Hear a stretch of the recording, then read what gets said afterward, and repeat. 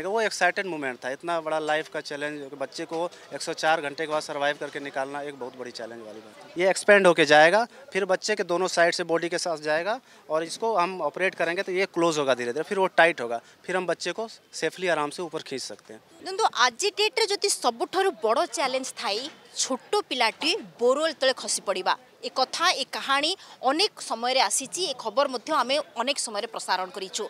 आमे आपन को ये जो जंत्रटी देखौचु एनडीआरएफ टीम वर्तमान यहाँ व्यवहार करी बोरवेल तले अर्थात जदि 30 रु 60 मीटर तले भी जदि कौन छुआ पड़ी जाए ताकू केमिति भाव में रेस्क्यू करा जिवो एवं सुरक्षितता जीवन को रक्षा करा जाय परिबो या माध्यम करा जाउछि। आम सहित रहिचंती एनडीआरएफ सदस्य रहिचंती से थोड़ा आपका परिचय जाना। मैं सब इंस्पेक्टर विकास कुमार हूँ, 3rd एनडीआरएफ मुंडली से यहाँ एग्जीबिशन के लिए आया था। सर जानना चाहेंगे ये क्या काम है और आपका परिचय विकास सर के बोल देती हूँ।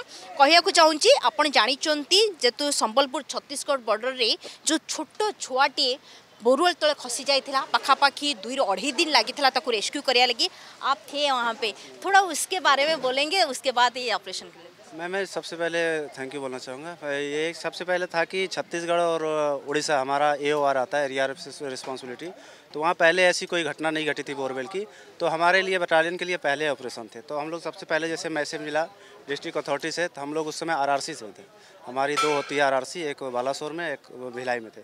तो वहाँ रिस्पांस करते हमने पहुँचते के बाद में सिचुएशन देखा, वहाँ जाना पहचाना, फिर लोगों से अवेयर किया कि क्या सिचुएशन आई थी, बच्चा कितने उम्र का है।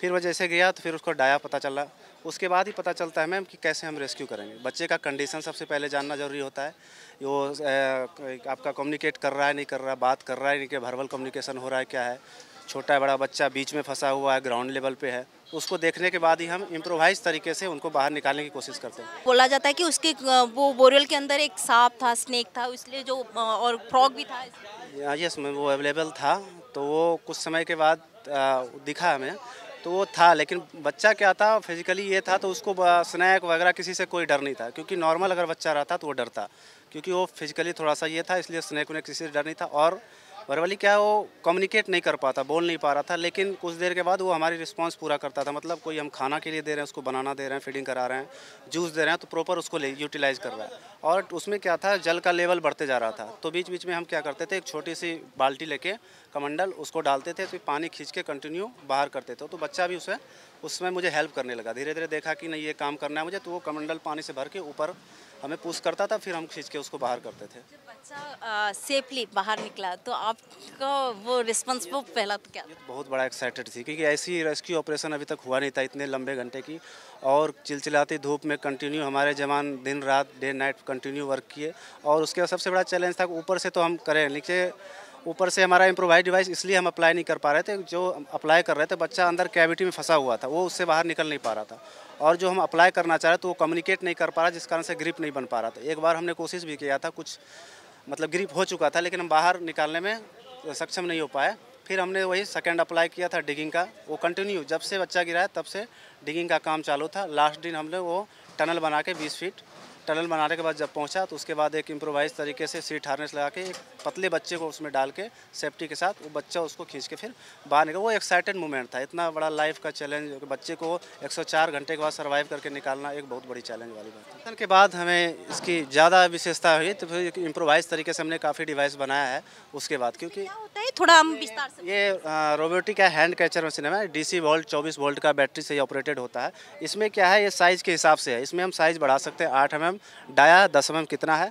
ये DC ऑपरेटेड होता है, ऑपरेट होगा रेगुलेटर रहता है, उसके थ्रू ये एक्सपेंड होके जाएगा, फिर बच्चे के दोनों साइड से बॉडी के साथ जाएगा, और इसको हम ऑपरेट करेंगे तो ये क्लोज होगा धीरे धीरे, फिर वो टाइट होगा, फिर हम बच्चे को सेफली आराम से ऊपर खींच सकते हैं। आप जो सेकेंड जो टनल बनाए इसकी जरूरत नहीं अगर हो जाए? नहीं, इसकी ज़रूरत नहीं, ये फर्स्ट है। ये अज्ञात हो तो आप कुछ समय में ही बच्चे को बाहर निकाल सकते हैं। अगर बच्चा बीच में फंसा है, वो सिचुएशन पे डिपेंड करता है, बच्चा किस जगह पे फंसा हुआ है, और बच्चा कम्युनिकेट कर रहा है, सीधा है, तो उस पर डिपेंड करता है। ये इम्प्रोवाइज तरीके से ही है, अम्ब्रेला टूल है, मैजिक बॉक्स है, काफ़ी चीज़ें हैं, उससे ही बच्चे को ज़्यादातर निकाला गया है। सर ये जो चीज़ है कहाँ पे इम्प्लीमेंट हुआ है, कहाँ पे रेस्क्यू ऑपरेशन? इस मशीन से अभी तक रेस्क्यू नहीं हुआ मैम, इससे नहीं हुआ। कितने साल के मशीन, क्योंकि पहले तो ऐसे बहुत सारे इसके बाद से, उस ऑपरेशन के बाद से ही हम लोगों में निडता आई कि हाँ और भी चीज़ चाहिए। हाँ ऑपरेशन हाँ, उसके बाद से ही हम लोग अप्लाई करें।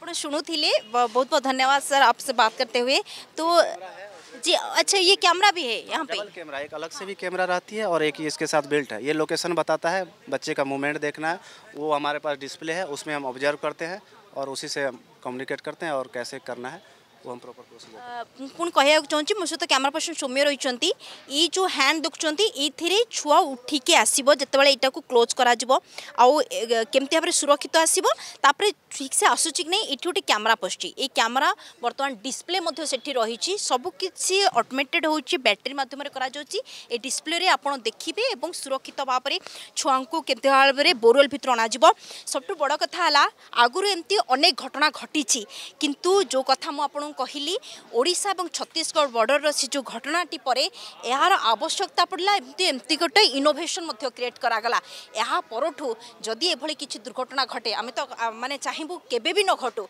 किंतु जदि घटे ताहले छुआ को रेस्क्यू करने ये गोटे बड़ सहायक हो पार।